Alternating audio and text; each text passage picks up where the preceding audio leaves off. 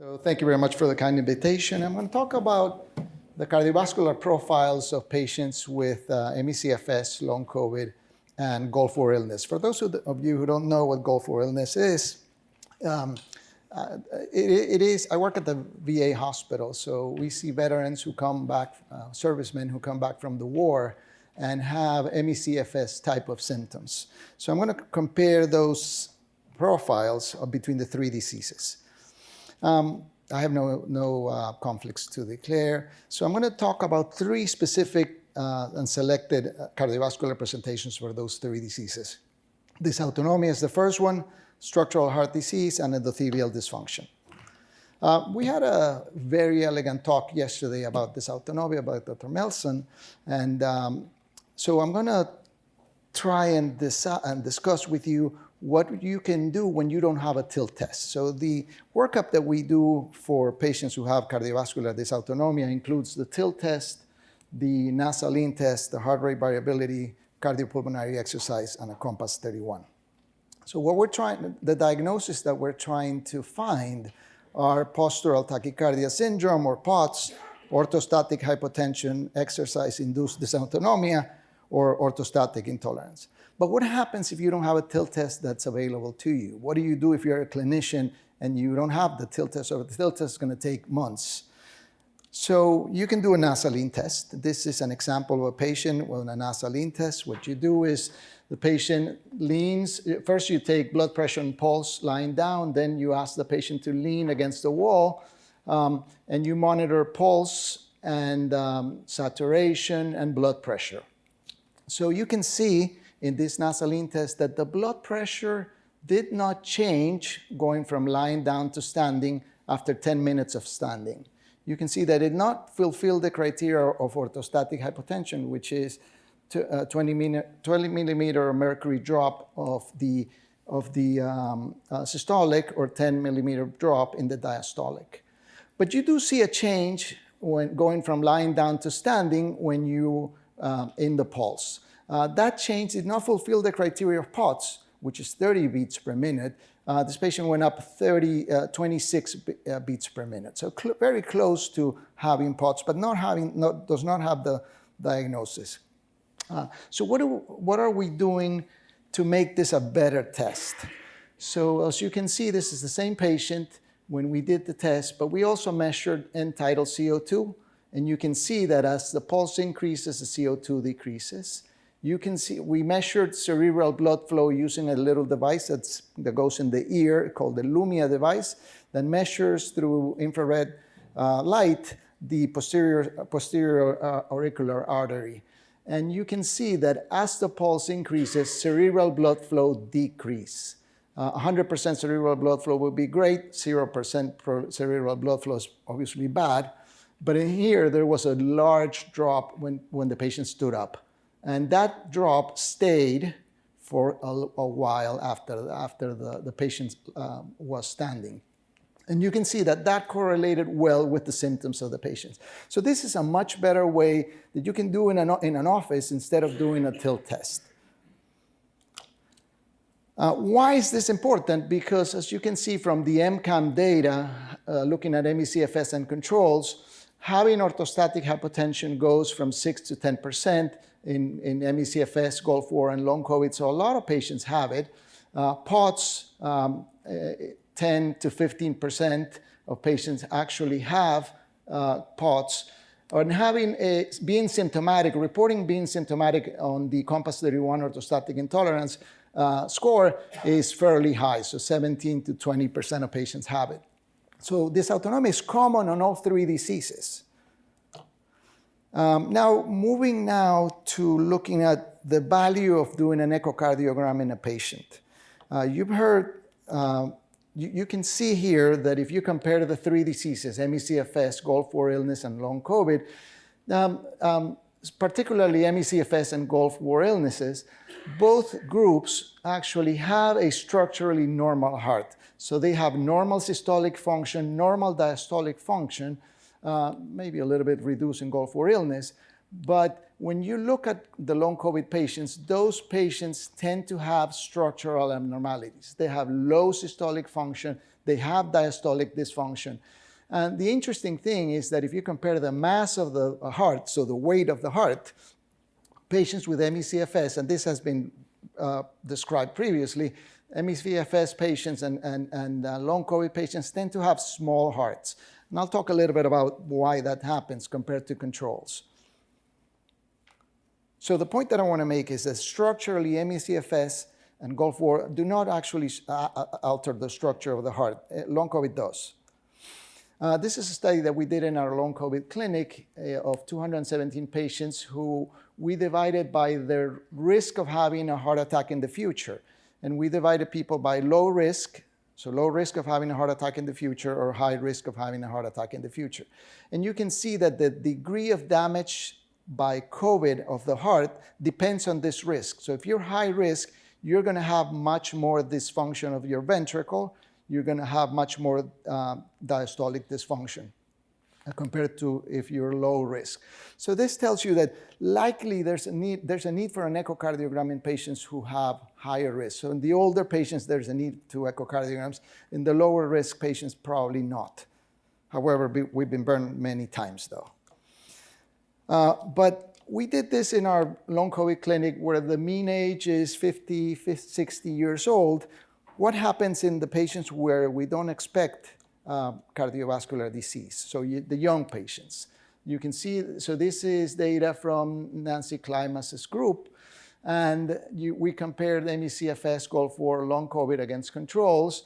And you can see their age. These are young patients. The youngest were the controls compared to the disease groups.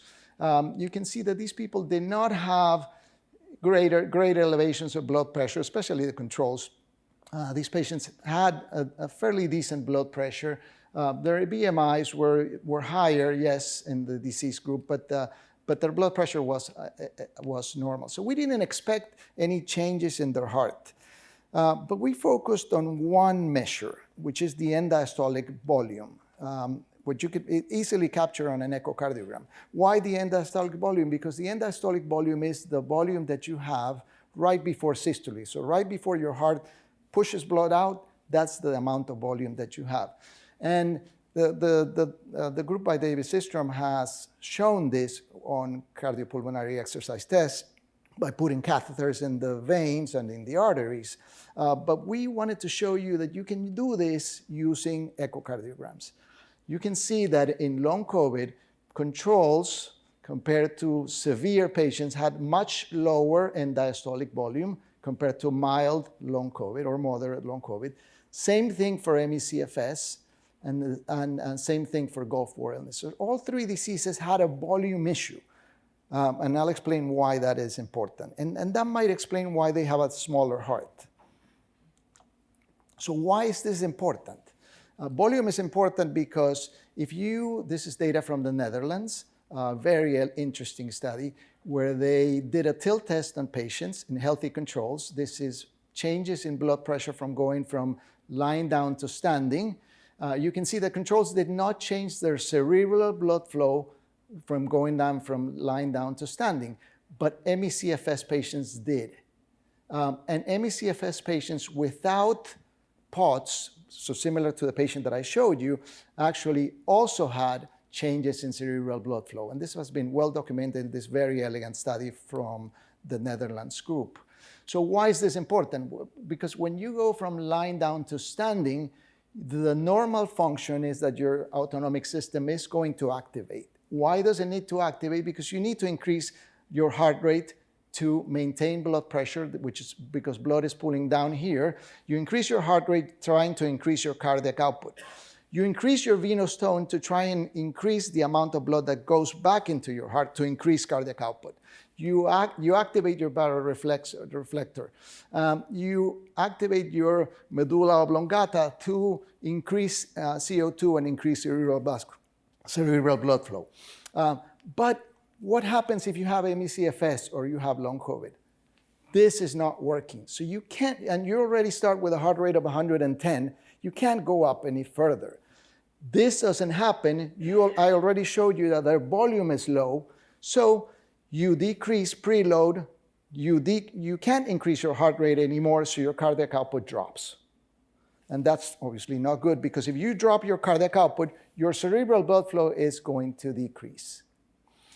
We showed this is very preliminary data, it's unpublished, where if you divide the total of change of the difference between going from lying down to standing in cerebral blood flow, as you increase your total of drop of cerebral blood flow, so this is bad, being over here is bad, we showed that a measure of your autonomic system, which is the SSDN, which is a heart rate variability measure, drops.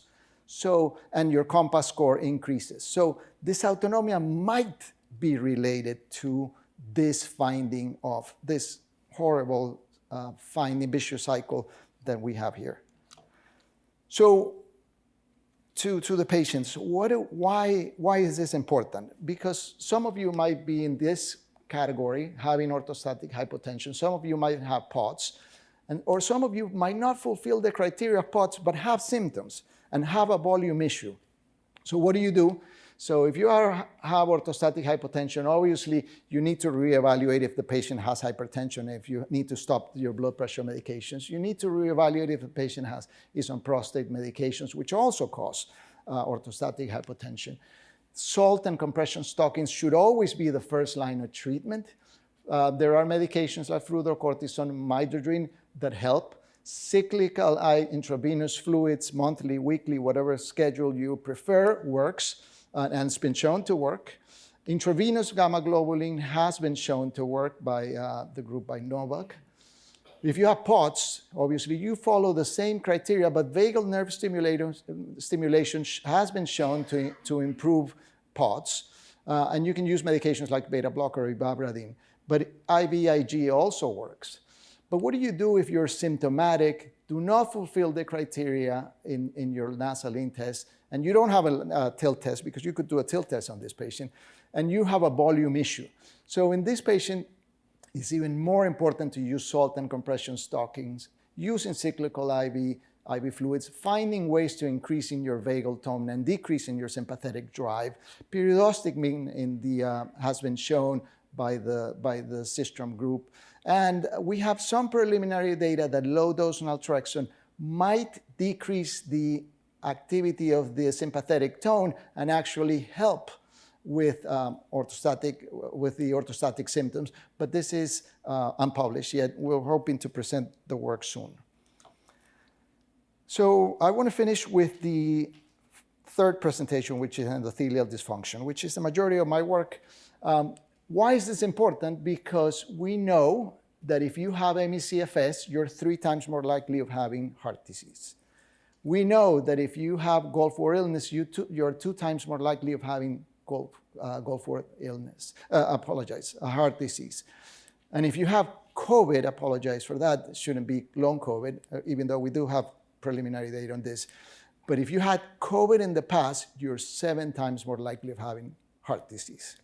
I know this is probably not good news, but we can do something about it. I want you to imagine this as a vessel, blood vessel. This is the endothelium.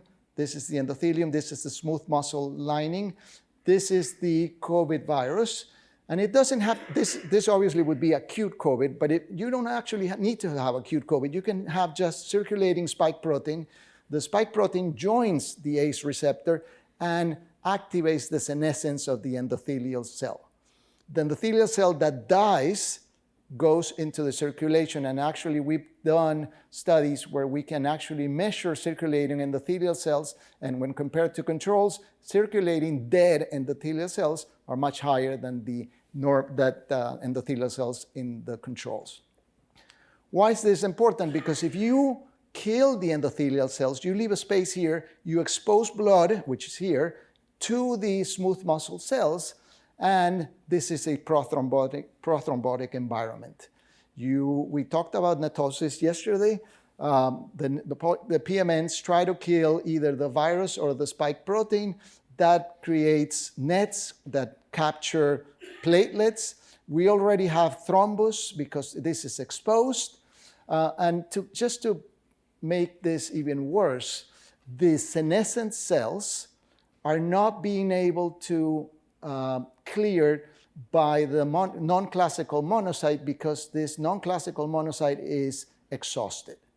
And we showed this in a nice experiment where non-classical monocytes express more PMLKL, which is a marker of necroptosis, in patients with long COVID compared to controls. So how do we measure endothelial dysfunction in the patient? So we can actually measure all those things, but those are in the context of research, but we can actually do this in clinical patients. There's a way of measuring this. You can measure flow using temperature sensors on both arms. One is the control arm, was the affected arm. You occlude the vessel, and obviously the temperature should drop when you occlude the vessel for 5 minutes. And then you measure the rebound of blood flow. And that is called the vascular reactivity index. This is one of our patients. This is an abnormal vascular reactivity index. We've done this in many patients with long COVID, and the vascular reactivity index is much lower compared to the controls. So these patients have endothelial dysfunction. Expanding a little bit on what the nice lecture that we had yesterday from the Amsterdam group, we're not measuring flow, but we're measuring an anatomy of the microcirculation. In this case, this is a nail bed of one of our patients, and we have the arteriole and the venule here. The capillary is this. This is where it happens. This is where the exchange of oxygen happens. We can see it and we can measure it. And I want you to believe that this cartoon is what you're seeing over there. And you have arterial flow, but the flow is decreased because you have high viscosity because of antibodies. The red cells do not deform. You have clots, you have nets, so everything is occluding this flow. So your oxygen cannot be delivered. And that's probably, and hopefully what the Netherlands group is going to show, and hopefully what we'll show at some point. And CO2 cannot be extracted, so you have a decrease in flow and a decrease in oxygen delivery. So these are different units than the ones that we're measuring, so that's why those numbers are different. But what I want you to see is that all three diseases, and I'm sorry, I only have 2 diseases here, but I put in acute COVID here because it's impressive. So all three diseases tend to have endothelial dysfunction. And having an abnormal FMD is 100% seen in acute COVID. And this goes down to 31% and 36%. FMD is the way of measuring endothelial function. So is there a silver lining? Is there good news on this? There is. You can see a whole slew of treatments that actually help the endothelial cell regenerate and improve. Either through enos, increasing enos, or scavenging reactive oxygen species, or helping stabilize the glycocalyx, which is the outer lining of the endothelium, or decreasing inflammatory responses, or regeneration of endothelial cells. So there is hope. So these medications, and especially the ones that have been proven in long COVID, which is vitamin C and arginine, those medications help improving endothelial function in patients with the long COVID. So how do we put all of this together? We know that long COVID is caused by a virus or the persistence of a spike protein in the system. How do we explain all the fact that these diseases are similar? And the explanation is actually, we heard it over the past 3 days. This has a common pathway, which is inflammation. And the fact that inflammation also affects the non-classical monocyte, you are unable to clear the dead endothelial cells. You have thrombosis, that decreases oxygen delivery, that affects your mitochondria. You're unable to produce the 20 ATP energy needed or produced by fatty acid or the acyl coenzyme A TCA cycle. You only go for glycolysis, which only produces 2 or 3 ATPs. So you have symptoms that are fatigue and PEM. So this explains the symptoms. At the same time, you're unable to move that much, and you don't have the compression of your muscles of the veins. You decrease preload. you're hyperadrenergic, you have diastolic dysfunction, your heart is messed up. So this is all a vicious cycle that unfortunately that we have to fix. This is probably the most important slide that I'm going to present today. I was talking to many of you, and when we started to talk, among the clinicians, we said, oh, you know, I have a patient who has this. What are you doing for this type of patient? And the people from Spain told me, oh, I'm doing this. I see this type of patient. So we said, why don't we all talk, get together, discuss our difficult patients, try to see if we can help them. So we talked to Richard, and he said that there is a clinician group that we need to resurrect. So hopefully we can meet together and discuss patients. We can invite patients too, and discuss how to help them. We do this, me and Anna do this with South America. We can bring that group. Nancy has a group already. We can all fold into that group, and we can all work together and try to see if we can improve patients. So if you can email me or Richard, we'll be very happy. Thank you.